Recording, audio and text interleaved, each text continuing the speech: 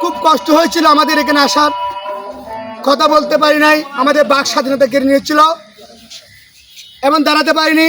এবং আমাকে এই শহীদ প্রেসিডেন্ট জিয়া রহমানের মাজারে ফুল দিতে এসে আমাদেরকে আওয়ামী লীগ, যুবলীগ, ছাত্রলীগ সহ গাড়িতে তুলেছে খুব নির্মমভাবে।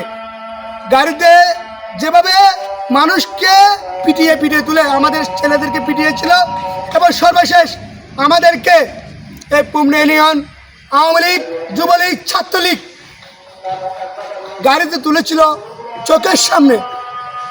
আমাদের গাড়ি আমাদেরকে মেরে মেরে গাড়িতে তুলেছিল। তারা আজ কোথায়? আমরা খুব ধিক্কার জানাই তাদেরকে। তোমাদের পরিবেশে আজকে তোমাদেরকে এখান থেকে বিদেশ দিয়েছে এবং আপনারা দোয়া করবেন রাঙ্গুনিয়া ছাত্রদল, পুমনা ইউনিয়ন ছাত্রদল, যুবদল, অঙ্গ সংগঠন সকল নেতৃবৃন্দ নিয়ে ভবিষ্যতে যখন ছিলাম সামনে যেতে থাকতে পারি এই আশা ব্যক্ত করে আমার বক্তব্য আমি এখানে শেষ করলাম। আসসালামু আলাইকুম ওয়া রাহমাতুল্লাহি ওয়া বারাকাতুহু। এখন বক্তব্য রাখবি এখন না সমস্যা নেই, না লাইভ এত কন্ট্যাক্ট না তো বক্তব্য রাখবেন আমার উপজেলা যুবদলের যুগ্ম আহ্বায়ক শ্রদ্ধেয় বড় ভাই পারভেজ মিশন।